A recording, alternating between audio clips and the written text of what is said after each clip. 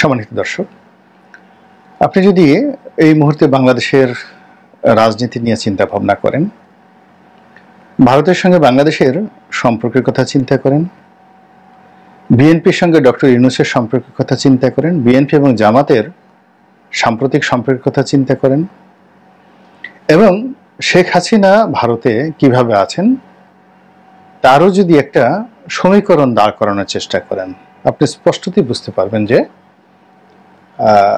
প্রায় সব পক্ষই অনেকটা হতচকিত, সিদ্ধান্ত নিতে পারছে না এবং সবকিছু এলোমেলো।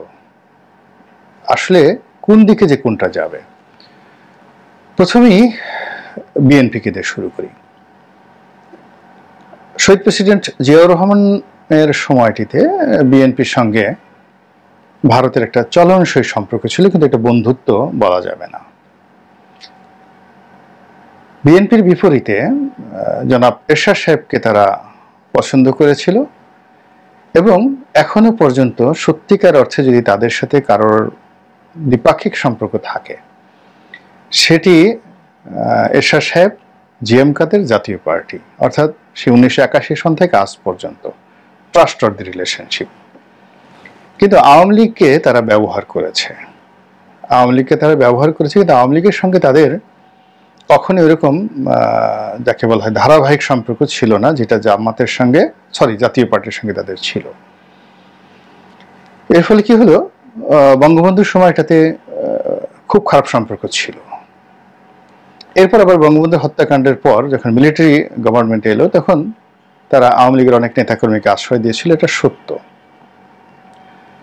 কিন্তু এরশাদ জমানাতে তারা আওয়ামী লীগের নেতৃবৃন্দকে ওই আশ্রয় যাদেরকে দিয়েছিল তাদেরকে মূলত নির্দেশনা দিয়েছিল এরশাদকে সহযোগিতা করার জন্য।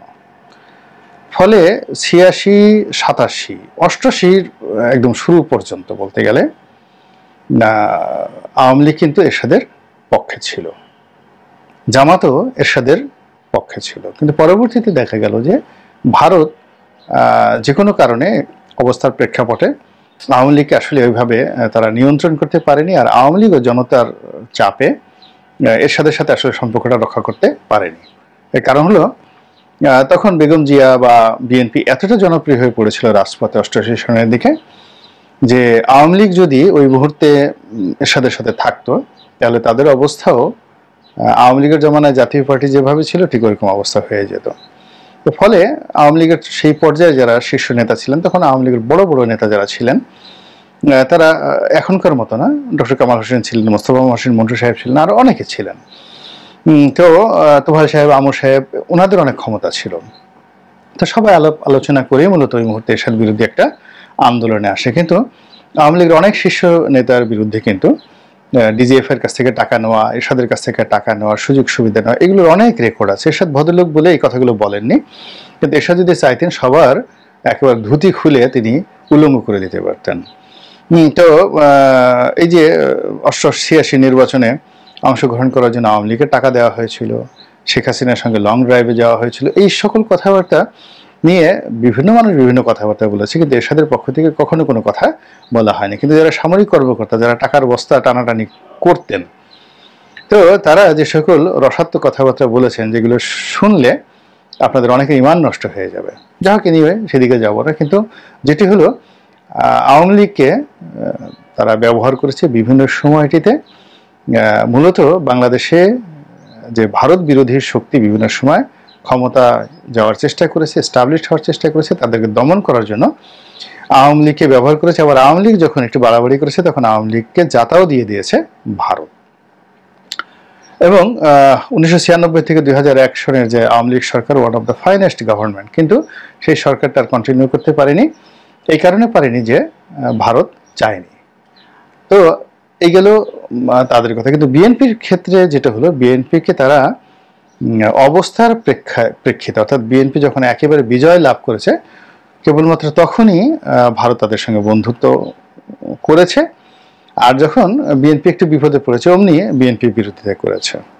তো এই কারণে কি হলো যে ভারতের প্রতি, ভারতের রাজনীতিবিদদের প্রতি বিএনপির একটা অভিশাপ রয়ে গেছে। এর কারণে বিএনপি কার্যত ভারতকে আসলে কখনো বিরক্ত করতে চায়নি, ভারতের সাথে শত্রুতাও চায়নি।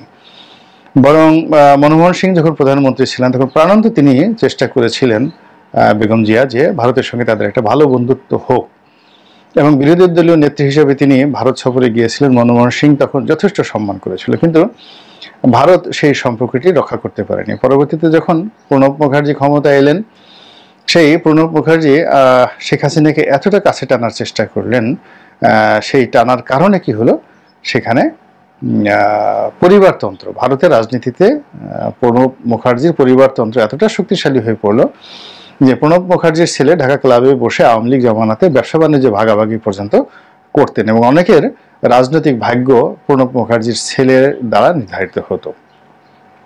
এটি সে প্রণব মুখার্জি যতদিন রাষ্ট্রপতি ছিলেন পুরো সময়টাই তার ছেলে কলকাতাতে, দিল্লিতে মাতুব্বরি না করে এই ঢাকা ক্লাবে বসে বাংলাদেশে বসে মাতুব্বরি করতেন, এবং প্রণব মুখার্জি ছেলের সঙ্গে কারোটা ছবি থাকলে, সম্পর্ক থাকলে সে নিজেকে রাজা হিসেবে মনে করতেন। তো যাই হোক, এই যে একটি অবস্থা, এরই মধ্যে বাংলাদেশে যে গণ অভ্যুত্থান হয়ে গেল, আপাতত ক্ষমতায় আছেন ডক্টর মোহাম্মদ ইউনূস, এবং তিনি খুবই জোশ দেখাচ্ছেন ভারতের বিরুদ্ধে। এবং ইউনূস যারা সমর্থক আছেন বাংলাদেশে, তারা তো খুবই খুশি যে এমনও নেতা হতে পারে, ভারতের মুখে মুখ রেখে কথা বলছে, চোখে চোখ রেখে কথা বলছে। যে কথা কোনোদিন জিয়াউর রহমান সাহেব বলতে সাহস পাননি, বঙ্গবন্ধু বলতে সাহস পাননি, সেই কথা এখন ডক্টর ইউনূস সাহেব বলছেন। এই কথা বলে আমরা অনেকেই খুব আত্মতৃপ্তি অনুভব করছি। আবার ভারতীয় যিনি রাষ্ট্রদূত আছেন, তিনি আওয়ামী লীগ জমানাতে বড় বড় মন্ত্রীদের সাথে বসতেন ক্রস লেগ করে, পায়ের উপর পা তুলে, একদম চেয়ারে হেলান দিয়ে তিনি বসতেন। আর এখন তিনি একেবারে কাছুমাছু করে, মাথা নিচু করে, দু পা ভাঁজ করে পিছনে দিয়ে বসছেন। আর আমাদের যারা উপদেষ্টা মণ্ডলী রয়েছেন, ছোট হোক বড় হোক, সবাই পায়ের উপর পা তুলে একেবারে বাপের বেটা সাদ্দামের মতো তারা বসছেন। এবং এই দৃশ্য দেখে আমরা অনেকেই বলছি, হ্যাঁ হ্যাঁ, সরকার হলে তো এরকমই হওয়া উচিত, বাপের বেটা দেখো, এখন ভাব দেখাও। হ্যাঁ, এখন পায়ের উপর পা তুলে ইন্ডিয়ান এম্বাসির লোকজন একটু বসুক। এই সরকারকে অনেকে কিয়ামত পর্যন্ত চাচ্ছেন যে এই ভারতকে উচিত শিক্ষা দেওয়ার জন্য এরকমই আসলে অ্যাটিটিউড হওয়া উচিত। যাই হোক, এটার ভবিষ্যৎ কি যা কি, এটা আমি একটা ছোট উদাহরণ দেই। সেটা হলো আমেরিকার ব্লু প্রিন্ট হয়ে গেল, তারা আক্রমণ করবে ইরাক, এবং ইরাকের যে অপারেশন ডেজার্ট স্টর্ম, সাদ্দামের বিরুদ্ধে যে প্রথম যুদ্ধটা হয়েছিল, তো সেই যুদ্ধে কিন্তু তারা ইরাক আক্রমণ করেনি। কিন্তু সেই যুদ্ধ শুরু করার আগে তৎকালীন প্রতিরক্ষা মন্ত্রী রামসফেল্ড এবং আমেরিকাতে যে কজন খুব যাকে বলা হয় প্রমিনেন্ট প্রতিরক্ষা মন্ত্রী in the history of America, তার মধ্যে রামসফেল্ড অন্যতম। তিনি যুদ্ধ শুরুর আগে একেবারে শেষ বার্তা হিসেবে তিনি সাদ্দামের কাছে গিয়েছিলেন, এবং সাদ্দাম ঠিক এইভাবেই একটা ভাবসাব দেখিয়ে তিনি তার সঙ্গে তুচ্ছ-তাচ্ছিল্য করার চেষ্টা করেছিলেন। আর রামসফেল্ড ওটাকে এনজয় করার জন্য তিনি তার সামনে বলতে গেলে বসেনই নেই, মানে আমরা যেভাবে হুজুরদের সামনে দাঁড়াই ওভাবে তিনি হাত জোড় করেই তিনি দাঁড়িয়েছিলেন। এর পরিণতি আমরা জানি, যখন কোনো সুপার পাওয়ার, শক্তিশালী ব্যক্তি, প্রাণী মুহূর্তের মধ্যে তার যে শক্তিমত্তার যে উল্টো জিনিসটা তারা করে ফেলে, ইট মিনস তারা একটা বড় কিছু করার জন্য প্রস্তুতি নিচ্ছে।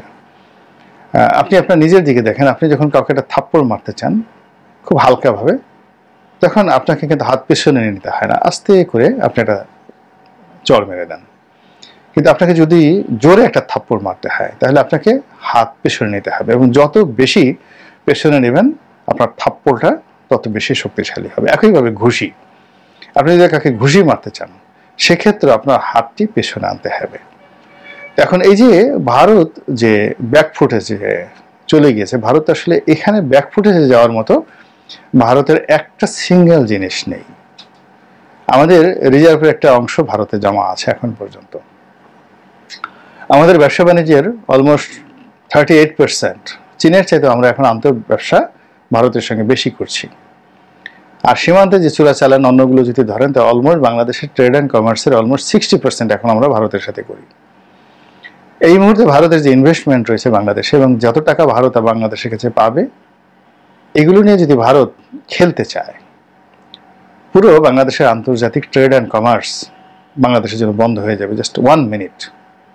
এরপর বাংলাদেশের যে কৌশলগত জায়গাতে ভারতের যে ম্যান পাওয়ারগুলো রয়েছে, এবং বাংলাদেশ ব্যাংক থেকে শুরু করে অন্য সব জায়গাতে ব্যাংকিং সেক্টরে ভারতের কোম্পানিগুলো যেভাবে সফটওয়্যার সাপ্লাই দিয়েছে, যদি ভারত চায় যে বাংলাদেশের সাইবার অ্যাটাক করবে বা ডিজাস্টার করবে ব্যাংকিং সেক্টরে, এটা 1 মিনিট।